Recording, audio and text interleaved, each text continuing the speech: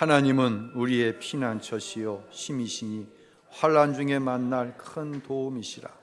그러므로 땅이 변하든지 산이 흔들려 바다 가운데 빠지든지 바닷물이 솟아나고 뛰놀든지 그것이 넘침으로 산이 흔들릴지라도 우리는 두려워하지 아니하리로다.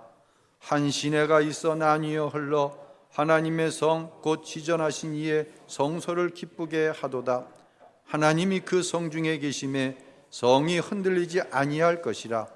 새벽에 하나님이 도우시리로다. 아멘. 할렐루야. 교회력으로 12월 첫째 주일부터가 대림절입니다. 대림절이란 단어적으로 도착하다, 대망하다 라고 하는 의미가 있는데, 성탄절 전 4주간을 예수님의 오심을 대망하는 절기가 바로 대림절, 또 감림절이라고 합니다. 우리가 사용하는 태양력은 1월을 그 해의 시작으로 생각합니다. 하지만 교회력은 대림절로부터 새로운 절기가 해가 시작됩니다. 그래서 교회가 11월 30일로 한 회기를 마감하고 12월 2일부터 새로운 회기를 시작하는 그 기준점이 바로 이 대림절에 있다고 하는 것입니다. 대림절은 이 땅에 메시아가 오셨다라는 과거적 의미에 국한된 것이 아니라 다시 오실 예수님을 대망하는 마라나타의 의미를 또한 가지고 있습니다. 우리는 오늘 본문을 통해 함께 하시는 임마누엘의 하나님을 만나게 될 것입니다. 하나님은 오늘 시편 기자를 통해 우리와 함께 하시는 하나님으로 인한 성도의 한 가지 특별한 기질을 말씀하고 있어요. 우리의 삶은 분명히 두려움이 있어요. 예수를 믿지만, 기도하지만 두려움 있습니다. 예수 믿었더니 두려움이 다 없어졌다? 그럴 수 있습니다. 하지만 여전히 또 두려운 것이 우리의 삶의 현실입니다. 그러나 성도의 특별한 기준 중에 하나는 무엇이냐면, 기도할 때 하나님께 내 모든 삶의 염려와 두려움의 문제가 맡겨진다는 것이에요. 오늘 다윗은 하나님 앞에 이런 고백을 합니다. 우리 1절부터 3절까지 우리말 성경으로 다시 읽어보겠습니다. 하나님은 우리 피난처시요 힘이십니다. 고통당할 때 바로 눈앞에 있는 도우심입니다. 그러므로 땅이 없어진다 해도 산들이 바닷속에 빠진다 해도 우리는 두려워하지 않을 것입니다. 바닷물결이 으르렁거리며 철썩거려도 산들이 끌어올라 흔들리다 해도 두려워하지 않을 것입니다. 두려움의 문제가 있어요. 산이 흔들려요. 바다가 요동치는 것 같이 내 삶, 내 마음, 내 생각을 요동치게 만드는 삶의 문제가 분명히 우리 안에 있어요. 그런데 두려워하지 않을 것이라는 거예요. 이유가 뭐예요? 고통당할 때 바로 어디에? 눈. 성경 그대로 띄워놓으세요. 바로 눈 앞에 있는 도우심이 누구예요? 하나님이시기 때문이에요. 할렐루야. 두려움이 있는데 그 두려움의 문제가 하나님께 맡겨지는 거예요. 임마누엘, 나와 함께 하시는 하나님, 우리는 그 임마누엘로 오시는 성탄의 주님을 기다리고 있는 것입니다. 16세기에 종교개혁을 이끌었던 마틴 루터가 있습니다. 마틴 루터는 천주교회의 사제였어요. 그의 나이 34세 때에 하나님의 특별한 은혜와 소명의식으로 종교개혁을 촉발하게 됩니다. 하나님의 말씀을 사유화한 사제들, 말할 수 없이 비대해진 종교 권력에 대항하여서 95개의 반박 선언문을 내어 걸게 되어집니다. 하나님께서 방향성을 제시하고 시작하게 하신 개혁이었지만 마틴 루터는 두려웠습니다. 모든 정치, 종교적 권력이 루터를 억누르고 있는 거예요. 루터는요, 두려움으로 인해서 심한 우울증과 불면증에 시달리게 됩니다. 아니, 하나님이 시작하게 하셨다며, 하나님이 방향성을 잡고 계시다며, 그럼 편안해야지, 그럼 막 힘이 나야지, 왜 루터는 불면증에 걸린 거야? 심한 우울증에 걸린 거야? 그거 이상하잖아. 여러분, 이게 이상합니까? 정직하게 이야기하면 이상할 게 없어요. 내가 그러니까는요.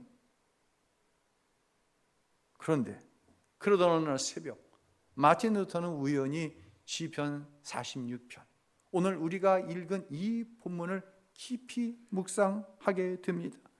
그때 그 두려움의 원천 자체가 뿌리째 뽑혀지면서 이 눌림은 마귀로부터 출발된 눌림이라는 사실이 깨달아지고, 마틴 루터는 하나님께서 말씀을 통해 주신 감격을 이기지 못하여 찬송을 짓는데, 그 찬송가가 바로 오늘 봉헌 찬송으로 부른 585장 내 주는 강한 성이여입니다. 2절 가사를 주목해야 됩니다. 내 힘만 의지할 때는 패할 수밖에 없도다. 힘 있는 장수 나와서 날 대신하여 싸우네. 이 장수 누군가? 주 예수 그리스도 만군의 주로다. 당할 자 누구랴? 반드시 이기리로다. 할렐루야. 내 힘만 의지할 때는 어떻게 할 수밖에 없어요? 패할 수밖에 없는 거야. 내 힘만 의지할 때는 여전히 두렵고, 여전히 불면의 밤, 우울함이 밀려 들어오는 거예요. 그런데 내 눈앞에 힘 있는 장수가 계신 거예요. 그분이 누구예요? 예수 그리스도. 예수 그리스도. 이 장수 누군가? 주 예수 그리스도 만군의 주로다. 누가 당할 수 있으랴? 마틴 루터는 이 시편 46편에 근거한 찬양을 통하여서 끝내 종교개혁을 승리로 이끌게 됩니다. 사랑하는 성도 여러분, 우리 모두에게는 저마다 두려움의 문제가 있습니다. 성경의 많은 인물들이, 아니 모든 인물들이 이 두려움을 이겨냈습니다. 자기 힘으로 이긴 것이 아닙니다. 이들은 새벽을 깨어 하나님 앞에 기도할 때에 이 두려움의 문제가 하나님 앞에 내어 맡겨지고, 하나님께 내어 맡김을 통하여 하나님께서 온전히 자기를 위하여 일하시는 것을 경험하여 기록된 것이 바로 성경 전체에 나와 있는 내용들인 것입니다. 오늘 본문에서도 다윗은 이렇게 고백합니다. 5절을 다 같이 읽겠습니다. 하나님이 그 성중에 계심에 성이 흔들리지 아니할 것이라. 새벽에 하나님이 도우시리로다. 아멘. 할렐루야. 오늘 제가 어머니의 새벽 기도라고 하는 제목을 가지고 여러분에게 이제 말씀을 준비했는데요. 이 말씀은 매우 주관적인 말씀입니다. 참고로 지난 금요, 심야, 부흥회 때는 객관적인 성경을 근거로 해서 여러분에게 말씀을 드렸고, 이 시간에는 제 경험을 통하여서 여러분에게 말씀을 드리려고 합니다. 이 말씀은 누군가에게는 반드시 또 동일하게 이루어지기도 하지만 누군가에게는 다른 모습으로 이루어질 수도 있다고 하는 것, 그것을 이해하고 이 말씀을 들을 수 있었으면 좋겠습니다. 저희 어머님은 40대 중반에 이제 제가 전도해서 신앙생활을 시작하셨어요. 참 희한한 게 오늘 교회에 출석을 하셨는데 내일부터 새벽 기도를 시작하셨어요. 새벽기도 빠지지 않으셨어요. 저희 어머니에게는 신앙생활은 환난의 출발점이었어요. 신앙생활을 하지 않으셨으면 그런 환난을 당할 필요가 없는데 왜 어머니는 신앙생활을 시작하셨을까? 그 이유에 대해서는 지난번에 드린 적이 있어요. 이 어머니가 새벽기도를 나가시기 위해서 한 교회에서 집에서 교회까지 천천히 걸어가면 한 7, 8분 정도의 거리에 이제 교회가 있었어요. 이제 이렇게 추운 겨울날 같은 경우에는 입을 옷이 많잖아요. 그러면 아버지는 주무시는데 살그머니 일어나서 옷을 입어도 보시락보시락 소리가 나요. 그렇죠. 또 저희 아버지가 예민하세요.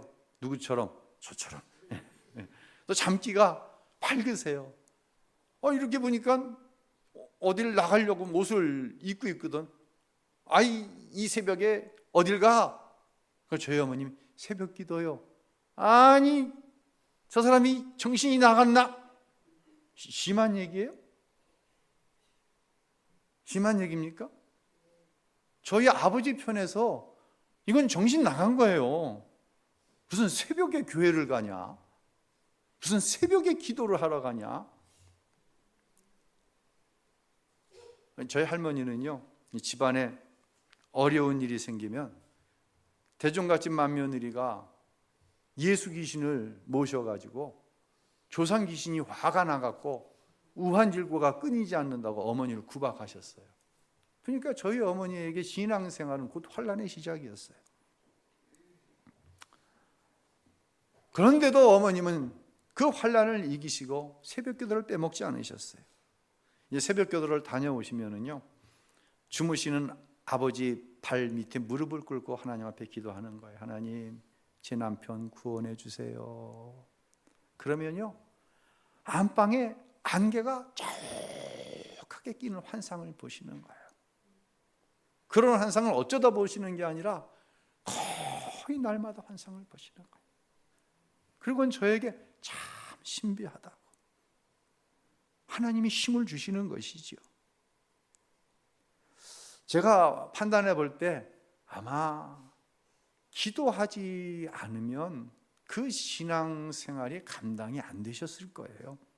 두려움을 이기는 방법이 오직 새벽 기도였을 거예요.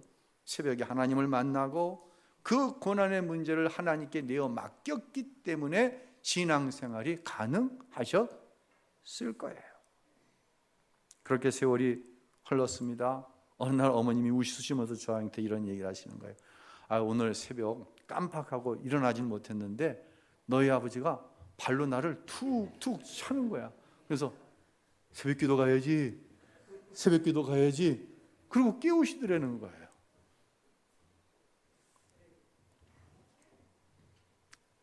어머니는 자신의 고난을 하나님께 온전히 맡기고, 당시에 제가 이제 군대에 다녀와서 신학대학 2학년 복학하고 3학년, 4학년 이 과정 속에 앞으로 주의 종의 길을 가야 하는 아들을 위해서 기도하셨고, 특별히 아버지와 가족들의 구원을 위해서 기도하셨습니다. 하나님은 이 기도를 받으셨습니다. 여러분이 궁금해하는 게 있어요. 그럼 목사님 아버지는 구원 받았어요? 작년 봄 아버지가 2차례 집에서 넘어지셨어요. 한 번은 적당히 넘어지셨는데 한 번은 세게 넘어지셔서 이 금이 가는, 이 머리에 금이 갈 정도로 뇌출혈이 왔어요. 그래서 인하대병원에 입원을 하셨는데 당시 98세의 고령이셨습니다. 저는 그대로 보내드리는 줄 알았어요. 선망 증세가 심했어요. 밤중에 누가 와서 병실에 있는 시계를 띄어갔다는 거예요. 그건 시계도 없었는데. 선망 증세. 그러니 그 상황에서, 정신이 온전하지 못한 상황에서 복음을 전할 수가 없었어요. 그때부터 제 기도의 제목은 하나님, 아버지의 정신을 맑게 하셔서 한 번만, 단 한 번만 복음을 전할 수 있는 기회를 주세요. 기도했어요. 병원에 이제 아내와 함께 가면 성경을 가슴에 품고 아버지의 앞에 서서 아버지의 머리에 손을 얹고 기도했어요. 아버지가 정상적인 상황이라고 하면 성경을 들고 집안에 들어가서 아버지의 머리에 손을 얹는다? 있을 수도 없는 일이었죠.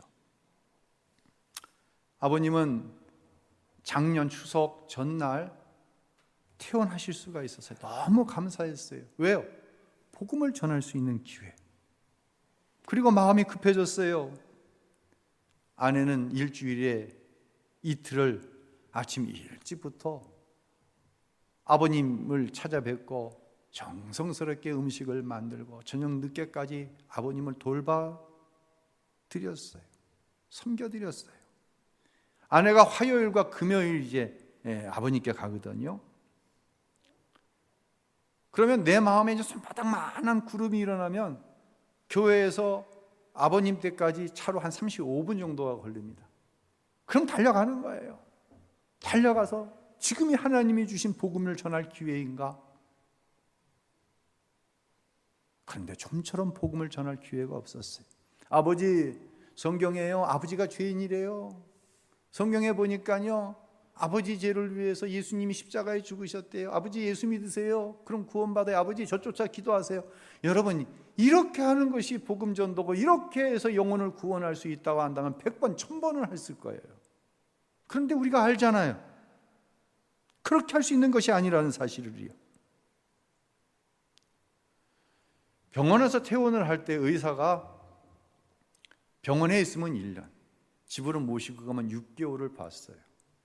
그런데 아버님은 잘 잡수시고 또 혼자 스스로 지팡이를 짚고 걸을 수 있을 정도의 건강으로 1년 2개월을 사셨어요.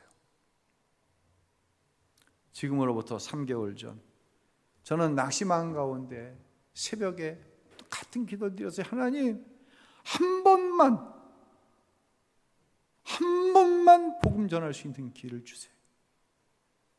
근데 그때 내 마음속에 아주 분명한 하나님의 음성이 들리는 거예요. 야, 나한테 다 맡겨라. 어떻게 하라고요? 나한테 다 맡겨라. 여러분, 이게 기도의 끝이에요. 이게 우리가 기도할 때 가장 구체적으로 받는 응답이에요. 그런데 제가 여러분에게 여러분 하나님께 다 맡기세요 설교를 하면서 다 맡기지를 못했던 거예요. 그러니 염려가 있고 두려움이 있는 거예요. 참 부족한 목사죠.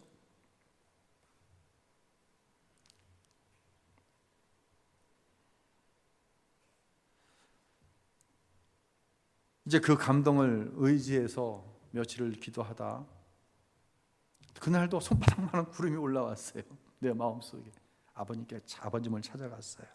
그런데 생각지 않은 말로 성령께서 내 입을 열어주시더라고요.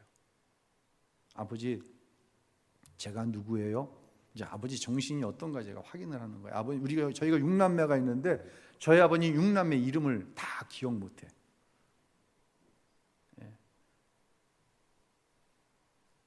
제가 누구예요? 너 첫째 승원이지? 제가 또 물었습니다. 아버지, 제가 결혼한 이후로 어렵다고,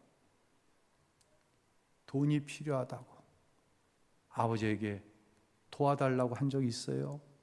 없지. 아버지, 저나 유진 어머니 아버님 말씀을 한 번이라도 거역한 적이 있어요? 없지. 그러면 아버지, 제가 생전 처음으로 그리고 마지막으로 아버지 생전 처음으로 아버지 생전 마지막으로 제가 한 가지 부탁만 드려도 되겠어요? 그래, 해. 그때부터 제가 복음을 전하기 시작했습니다. 왜 사람이 죄인인지, 그 죄의 결과로 인생이 이 땅에서 어떤 저주스러운 삶을 살다가 지옥에 갈 수밖에 없는지, 하나님께서 아버님을 얼마나 사랑하셨기에 그 아들 예수를 십자가에 내어 죽이셨는지, 왜 인생이 예수를 믿기만 하면 구원함을 받는지, 복음을 전하면서 내가 만난 예수님에 대해서 15분을 증거를 했어요. 아버님은 그 15분 동안 그 이야기를 다 들어주셨어요.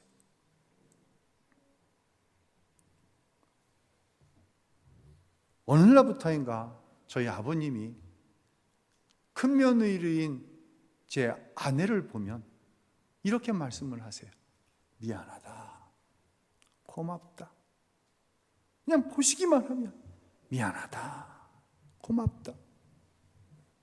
그 말의 의미를 다 알지 못했는데 이젠 그 말의 의미를 저와 제 아내가 확실히 알게 되었어요. 미안하다, 고맙다.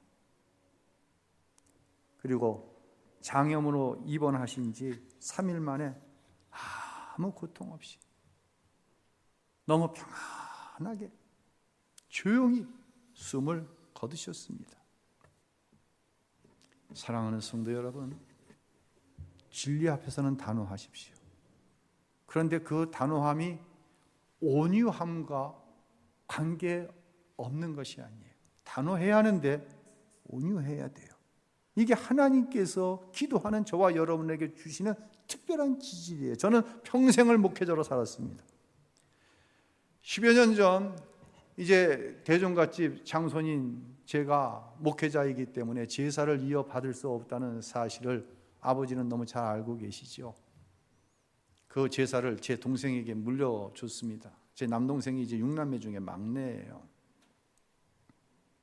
제사를 큰아들이 이어받지 못하고 막내 아들이 이어받았다고 하는 것을 무슨 의미인지 아시는 분은 아실 거예요.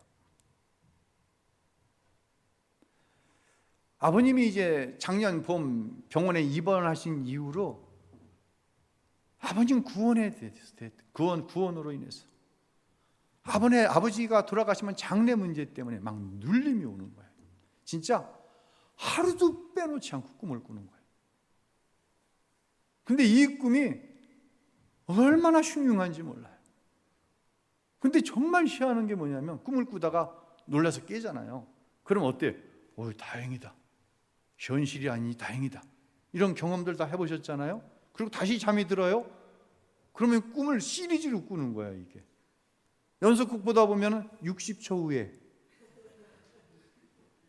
다행이다 그랬는데 그 내용을 이어서 꾸는 거예요. 제가 아내에게 아침에 일어나면 여보 나 또 시리즈로 꿈을 꿨어. 또 시리즈로 꿈을 꿨어. 얼마나 눌림을 받는지. 의논한 것도 아닌데 아내와 저에게는 똑같은 기도의 제목이 있었어요. 첫째는 당연히 아버지 구원이고요. 둘째는 장례로 인해서 주일 예배가 지장받지 않도록 해주세요. 기도했습니다. 저희 할머님은 한겨울에 수요일 날 돌아가셔서 금요일 날 장례를 치렀어요. 제가 이 스텐 주발에다가 물 떠놓고 저희 할머니 세례드렸어요. 하나님이 판단하실 거예요. 복음을 전했더니 저희 할머니가 내가 그렇게 사랑하는 손주가 그렇게 좋아하는 예수님이니 나도 믿어야지. 모르겠어요. 저희 어머님은 한여름 수요일 날 소천하셔서 금요일 날 장례를 치렀어요. 저희 아버님도 수요일 날 운명하셔서 금요일까지 장례를 치렀어요. 좀 미안한 거는 목요일이 수능이었는데 수능을 본 부모님들에게는 좀 미안해요. 그래서 제가 그 목요일 새벽에 기도하고 수능생 부모님들에게 문자로 기도를 올려드렸어요. 하나님 응답해 주셨어요. 마지막 기도의 제목이 장래에 예배할 수 있도록 해주세요. 제가 어머니가 돌아가셨을 때는 어머님이 권사님이기 때문에 당연히 예배 드려야 된다. 만약에 예배 드리지 않으면 나 장례 참석 안 한다. 좀 극단적이죠. 그래서 예배를 드렸어요. 근데 아버님은 이 막내가 제사를 이어받았기 때문에 이게 분란이 일어나는 거예요. 힘이 들어요. 그래서 제가 아내에게 무슨 얘기를 했냐면 고민 끝에 여보 이제 인하대병원 장례식장을 아버님이 이제 말씀을 하셨기 때문에 거기서 장례를 드리는데 지하 2층에 장례식장이 있었잖아요. 지하 2층에 장례식장으로 모시면 우리는 지하 1층에 따로 장례식장을 잡읍시다. 그래서 제 문상객들은 다 교인들, 다 목사님들인데 어떻게 그 제사 지내는 거 거기서 예배를 드릴 수 있습니까? 가족들하고 마찰이 생기고 장례식장 따로 잡읍시다. 얼마나 고민을 했으면 그런 결정을 제가 했겠어요. 또 그렇게 하려고 했어요. 수요일 새벽 예배를 인도하고 기도하는데 평강이 밀려오는 거예요. 그 평강이 얼마나 구별된 평강인지, 이게 세상이 감히 건들지 못하는 평안이구나. 이게 세상이 절대로 이겨먹을 수 없는 평안이구나. 그 평안이 나한테 오더라고요. 어떤 순간 정말 하나님께 다 맡겨드리니까. 누가 하신 일이에요? 하나님이 하신 일이죠. 그렇게 집에 와서 핸드폰을 이제 확인해 보니까 문자가 하나 와 있는 거예요. 아버님이 갑자기 혈압이 떨어져서 중환자실로 옮긴다고 하는, 아버님을 모시고 있던 간병인이 이제 문자를 한 거예요. 이제 서둘러서 아내와 함께 병원으로 갔습니다.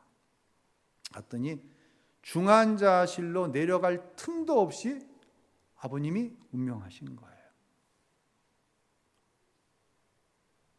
먼저 와 있는 동생에게 장례의 절차를 의논을 했습니다.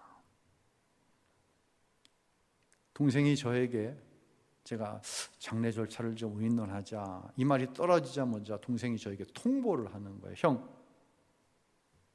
형이 뭐라고 해도 나는 대제사와 소제사를 다 모실 거야. 대제사는요, 우리가 임종 예배 드리고 입간 예배 드리고 발인 예배 드리고 하간 예배 드리는 것처럼 그때는 큰 상을 차려놓고 음식을 수십 가지를 벌려놓고 제사를 드리고, 소제사는 하루에 간단하게 제사를 드리는 거예요. 다 하겠다는 거예요. 형이 뭐라고 해도. 현실이 되었어요. 그런데 제 마음이 지극히 평안한 거예요.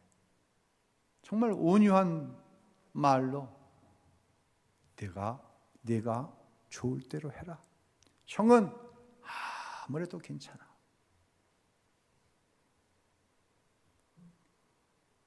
진심으로. 장례식장에 도착해서 6남매가 좀 구체적으로 장례 일정을 의논할 그때 제가 정말 온유한 마음으로 이렇게 말했습니다. 나는 현직에 있는 목사다. 동생이 제사를 지내겠다고 하는데 내가 그렇게 하라고 했다. 그런데 나는 예배를 드리려고 하는데 우리 형제들이 이해해 주기를 바란다. 그때 동생이 의외의 이야기를 했습니다. 형, 내가 제사를 지낼 때만 제사상을 차려놓고 제사를 드린 후에는 제사상을 다 치울게. 제사 음식을 다 빼겠다는 거예요. 사랑하는 성도 여러분, 하나님께 맡겼으면요, 하나님께서 일하실 수 있도록 온전히 맡겨드릴 수 있기를 바랍니다. 하나님이 하실 수 있도록. 내가 했으면 어떻게 장례식장 따라잡아 놓고 이게 뭡니까 도대체, 이 꼴이 무슨 꼴이에요? 내 부끄러움 좀 면해보겠다고? 그건 하나님이 주시는 마음 아니잖아요. 부끄러운 모습도 여러분에게 보여드려야 했습니다. 그러나 그것도 내가 감수해야 할 몫이다. 내가 감수해야 할 부끄러움이라면 감수해야지. 하나님 그렇게 저에게 생각을 주시는데 마음이 편안해지더라고요.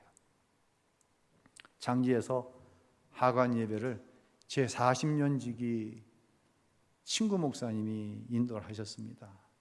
목사님께서 예배를 집례하시면서 첫 번 한 얘기가 자기가 40년 가까이 목회를 하면서 이런 장례는 처음 본다는 거예요. 왜요?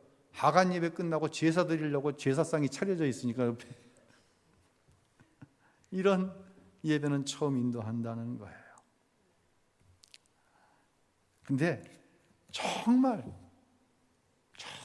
은혜로운 하간 예배를 드렸어요.